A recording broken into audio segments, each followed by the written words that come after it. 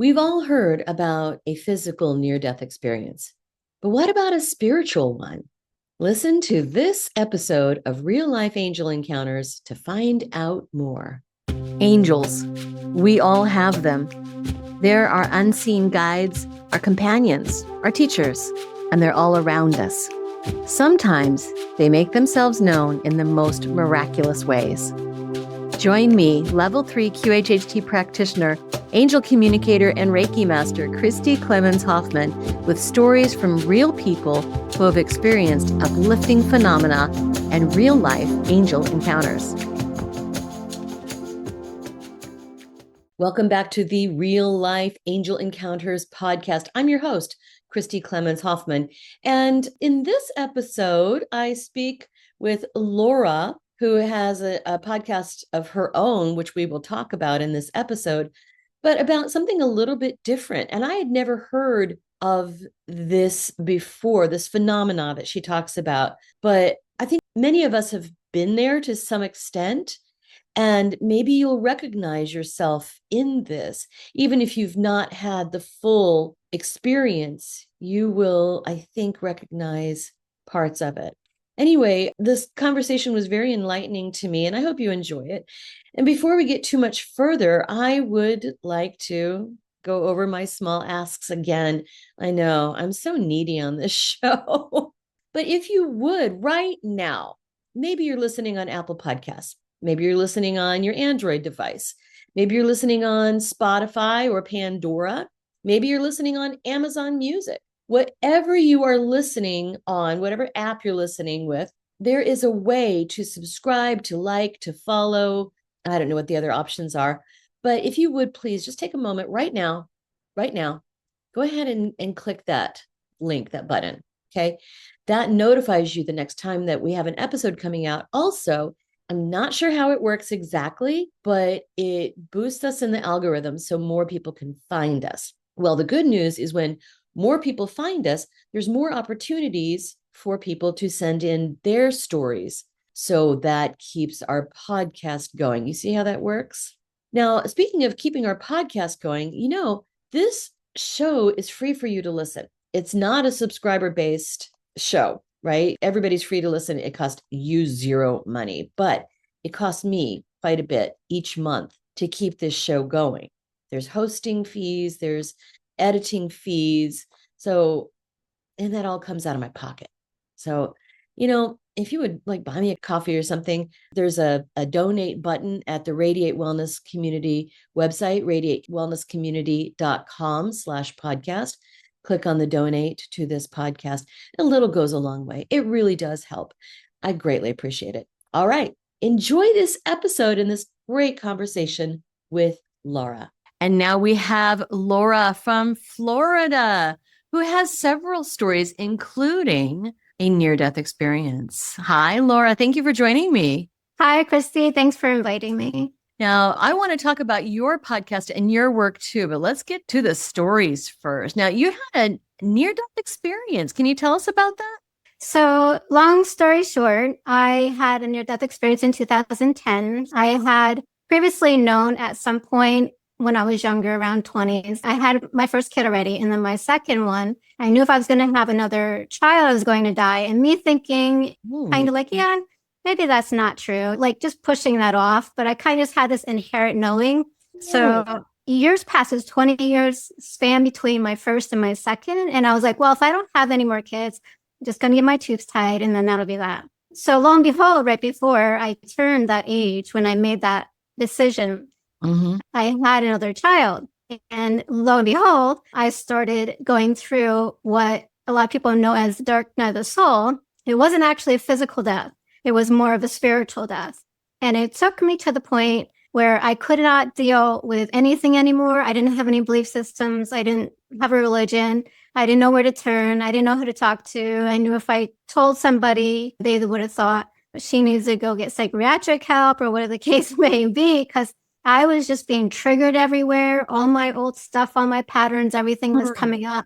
I got to the point where I couldn't deal with it anymore. And I just confronted the divine creator, like whoever it was, whoever you are and whatever this life is, I don't want it. You can have it back.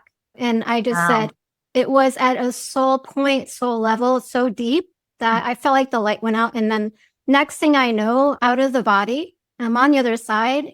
And so I don't know how I got from where I was into bed because it was in my bedroom when it happened. And for however reason it happens, when I was out of the body, I got into bed because that's where I woke up the next morning. And during this period of time, when I had demanded to understand and know, I was out of the body. I was in this dark void. Like I couldn't even, I was trying to figure out where I was at because my consciousness was still there, but as myself was not there, the Laura aspect, I'll just call it so you have an idea because words are kind of hard to put to it to make it understand. Right. So in this dark void, it was so pitch black that like you can't see, like there's nothing. And I tried to look at my hands and there was nothing. Like I couldn't even feel anything either. It was like there was no body. So I'm like, okay, where am I? What am I going to do? What's going on here? And I'm questioning what's happening. And I was like, okay, well, my first thought was, well, I've been in a dark room before. Let me try to slowly move my footing on the floor and maybe I can move to somewhere and feel if there's something around me. I had no feet to move. So I'm like, oh my God, what am I going to do now? And next thing I know, I'm just standing there like, I don't know what to do. And there's this light that comes within the darkness. And it was like this beam, which was so contrast to the pitch black, but in so much white that it was just as black as the black was as white as white, if that makes sense. Mm-hmm. And within that, there were beings there. I don't know who they were, but I could sense and feel them. And through telepathy, I was getting information, like sensing them. And so they were like, you have to drop your human self, your human concepts, your beliefs. And me thinking I'm still in the body, that's what they were talking about because I didn't have the body. It was just me without it. It's my framework, that's the body. And then my consciousness is a whole different aspect. So they were talking to that. And so when I was like, okay, and this remembrance came over me how to do that, to shift form. So when I did that, that aspect of myself went away. And then I was just my higher consciousness, right? I guess that's a great word to use. But once I did that, I was able to go into the light. And so from there, I went into the light, went over to the other side, and it was immaculate. It's really hard to put words to and grasp if you haven't had the experience. And on the other side, it was very busy. It was massive. There was no constructs that I experienced, or at least that I remember. But within that, things would appear whenever you wanted them. Like it was instantaneous manifestation. It wasn't here in lag of time where we have to physically manifest stuff and put our hopes and dreams and wishes out there. So with that, the time lapsed. And so everything was all at once. And whenever you wanted something, it would just appear. Well, I was seeing different things as we were over there. And so one being came up to me and was like, wait here. We don't want you to go any further. We want you to stay in this area. But as I was looking up and around at all these things and everything that was going on, it was like these shelves and on this side and on this side. And then there was this big, vast hallway. It was like a hallway. And then there was this light at the end. And it was really hard to put in words. But anyway, as I'm looking at everything, it was like people were just hovering, doing things. And I'm like, what's going on here? You know, I was like trying to remember and bring everything back into remembrance. And so as they went away and I'm just observing everything, I was trying to literally go to different places. But for some reason, I was like, okay, why can't I go any further? It was almost like there was a barrier, but not a barrier because you couldn't see it, right? Because we're talking energetically. So from there, I was like, okay, well, what am I going to do? And so a couch appeared. And so I didn't want to sit down for some reason. I didn't want to sit down on the couch for whatever reason. I was playing into their thing. And I'm like, I need to be conscious here. I need to be aware of what's going on. I was like, I'm not a person who trusts easily. So that was kind of going on at the same time because I was still in between myself and what was happening. And so I was observing. And so I was like, okay, let me sit on maybe the edge of the couch, not literally on the couch. And I was like observing everything and questioning as this is going on. And so finally somebody came and they sat down and I'm still sitting on the arm of the couch. And then there's a coffee table. It's like this little play kind of showed up. And it's like, what's going on? And so we had this conversation, and it was like me observing the conversation, but me in the conversation. And then they're like, okay, well, let's go over here once we had that conversation. And there was a room that just appeared. So we went into the room and I started doing a life review. Yes. Which a lot of near-death experiencers talk about. I did a life review. Yes. So whatever happened there, and I remember like just the screens and the things that was going on, but I don't remember the details.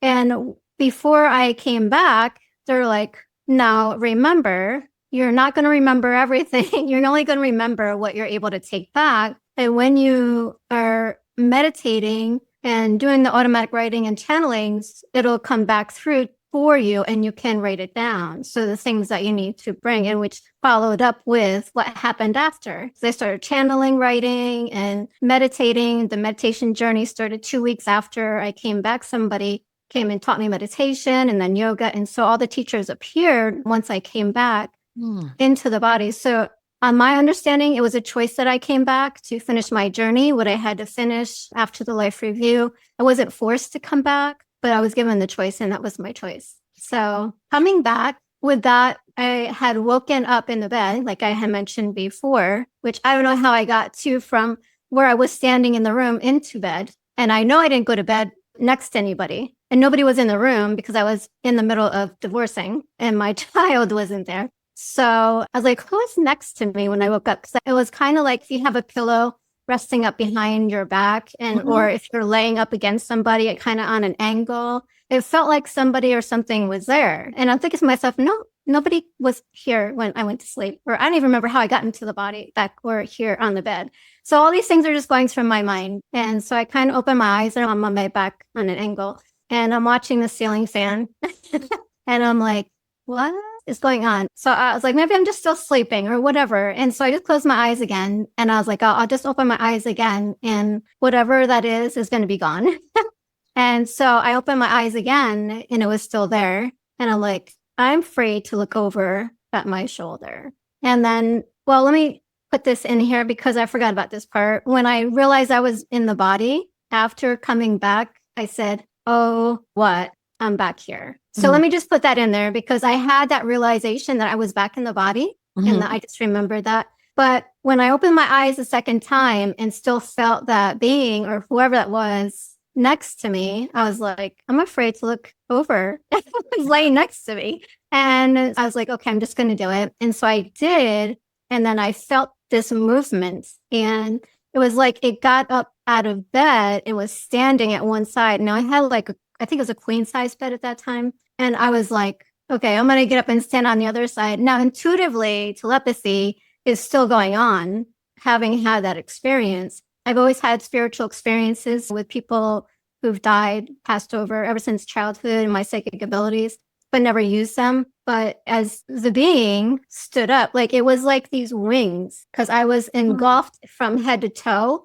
It was like it just opened up. And then all this love that came from that being as it was standing up on side of the bed and I was getting up, it was like this interaction between us and all this love flowed. And I had like this internal healing. Like I didn't feel that pain, the dark night, the soul feeling, the soul wrenching feeling that I was going through that put me there in the first place. And so that was gone. And the only thing that remained for like 3 days after was that love that came from the angel. And the angel, the only communication from that point was like, we just kind of had the knowing. And they just said to me, remember to go into the field of counseling because I originally wanted to go into counseling when I went to college, but I chose to go in a different direction, went to nutrition because I had a fear about counseling. But anyway, after getting my bachelor degree, I went into counseling. But yeah, they just reminded me to go in that direction and everything would start unfolding as I was going in that direction,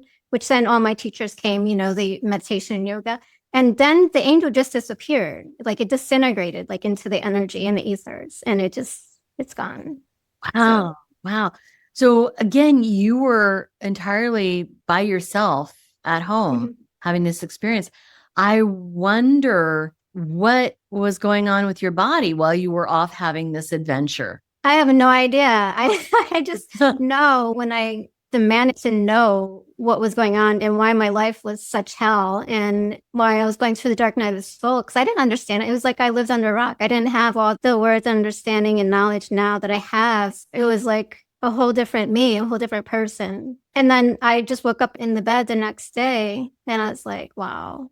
And then the angel was also there to give me confirmation that it actually happened, especially with the healing. And then the love just remaining for that's the love on the other side. I know a lot of people talk about it, but the angel left that behind for me for like 3 days after that. Oh, that feeling of love, there's nothing like it. I love doing that in quantum healing hypnosis technique sessions, is having the person's higher self like actually like flow that love into them so they can feel it. It's transformative. Now, the angel that you saw, what can you tell me about that being? So with that, because it is more energetic, to me, it was like a psychedelic energetic angel. For me, I could actually see intuitively, like there's no solidity to it. So it's just an energetic being, which I call it, who has the wings. And then as far as the face goes, I didn't recognize the face. I just knew like the outline and the energy and the vibration, which kind of made it, in my perspective, an angel. Yeah. Yes. Oh, that is amazing. It sounds a bit like, I had this gentleman, Jonathan, and now I can't remember his last name, in Northern Idaho, who had a very similar type of experience and found himself back in the body, couldn't explain what happened, where he went, what that was about. I'm sure that just changed your life in so many profound ways. Yeah. Yeah. Yeah. My abilities opened and I had a lot of different experience and it set me off onto a whole path, which kind of goes into full Kundalini, out of body experiences, self-healing, probably about a good 10 years of doing self-healing, channeling information and, you know, just going on. And it took me into the counseling field, which I had one of the other angel experiences, not my personal, but a person that I was working with. Yeah. Yeah. You said that you had 2 angel experiences besides that of your own, and then 2 shared by someone else. All right. Let's hear those. After that, it kind of led into all these other personal spiritual awakening experiences. One was, have you ever heard of the movie It's a Wonderful Life? Oh my gosh, I do love that movie so much. So ever since I was a kid, when I seen that and they rang the bell, like it had some meaning to me. I didn't understand it at that time. But for some reason, I always said to the parents, I'm going to get my wings someday. And they just looked at me like I was crazy. You know, and I was like, okay, whatever. But Christmas had a meaning to me. And for whatever that reason, every time I seen it, I was like, someday it's going to be my turn. But anyway, I celebrated Christmas because I related that to that knowing of an angel getting their wings through Christmas. So Christmas was my full on holiday. I would go out of my way. Like our whole house was lit up, the lawn, the house, everything massive.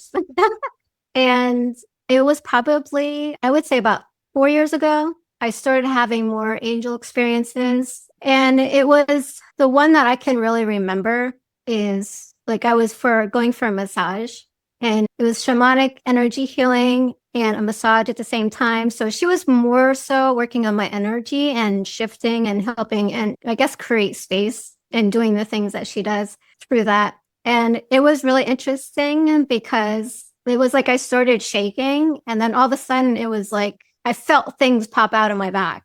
And then I used to have dreams about one. And the reason I went for that session, because I was guided to, but before then I was having dreams about having of one wing was kind of like cramped. So it wasn't actually open for whatever reason. And my guides said that'll work itself out.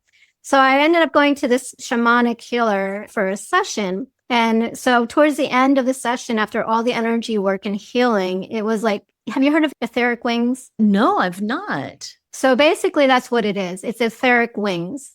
And so on the other side, the energetic wings. And so towards the end of the session, like I said, they were, I guess she was helping to work on them because when that happened, she kind of stopped for a minute and she finished up the session. Then I went out, got ready, went to the bathroom, come back in and get dressed. And then she came back in and she goes, "Did you see what I just saw?" And I was like, "Yes." And I was like, "Oh my God, what's she going to think about that?" And it was really interesting because then the etheric wings and then that movie. And so it all was coming together from my understanding. Not that I'm saying I'm an angel, but I mean, at certain point, they do have where you can get etheric wings. Yeah, so that's the experience. My other experience, I've had dreams about wings, and I always have dreams about flying, where when I get out of the body at night, when I go, and then I would start off with like just running, and then all of a sudden, like I'm up in the air. And so I have a lot of dreams about just flying and doing things. So it's really interesting. Yes. And I believe that those dreams, they sometimes do seem more real than real. Mm-hmm. I believe that those are actually lucid dreams. Those things are actually happening to us. We're not necessarily conscious of it, but these things are actually happening when we're traveling, we're learning, we're working, we're doing all of these things in our dream state. I believe that those are actually happening and we are learning, we are working, we are visiting people when we're asleep because the body needs rest. The consciousness does not.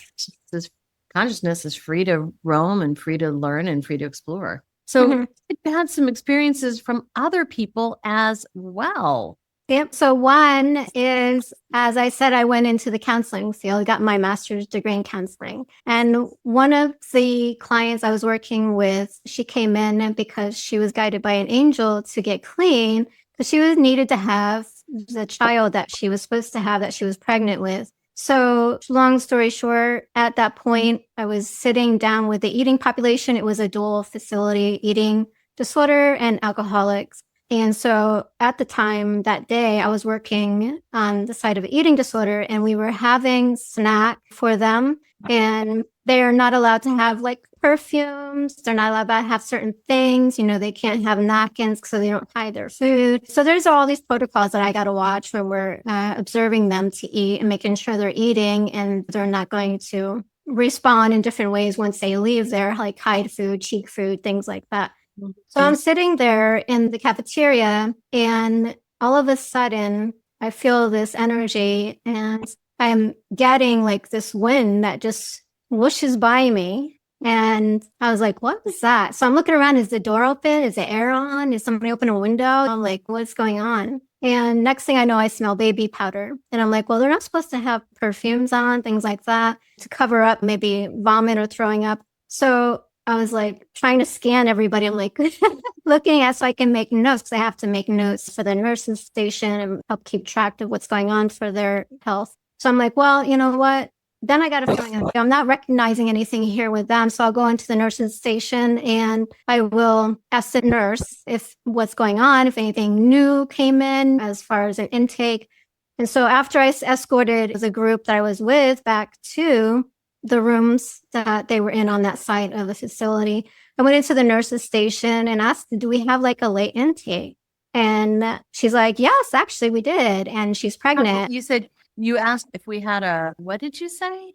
An intake, a new intake. Oh, a new intake. Okay. Yeah. Because usually the intakes are done early in the morning and then we can get them squared away by the rest of the day. So they're in their rooms and all the vitals and everything's taken. And usually they have a cutoff, but this was a late intake for the day. And it was probably about after 4, which was pretty late and interesting that they took them. Well, anyway, that's when they took them, there was the baby spirit visiting me to check in on that situation. So I was looking and I was reading what they wrote for her. And she says that she had an angel appear to her. She had one other kid. And she didn't want to have the kid because she didn't want to do that and put the other child through it because, I guess she has some things going on in her life, not just the alcoholic behaviors of addictions. So she's like, well, I better go get straight clean because she said when she was on her way to the abortion clinic, she already had it set up and everything. And an angel, she said, appeared to her and said, no, you need to have the baby go get clean because this baby is going to have a big role in life. So she came and got checked in. And through this time that she was there getting clean, I was guided by angels and then by her spirit guides and things like that to check in with her while she was there getting plain and making sure that she understood how important that was for her and the baby. Easy, amazing. I really do believe that our angels, they can't intervene on us. They can't like swoop in and fix everything, but they can just say, hey, you need to do this. And we can either listen to them or not. We can do they request of us and they ask of us or not. But I do believe that they will come in and tell us those things. Now, you had another experience as well to share. Yeah, I was doing a session for a lady.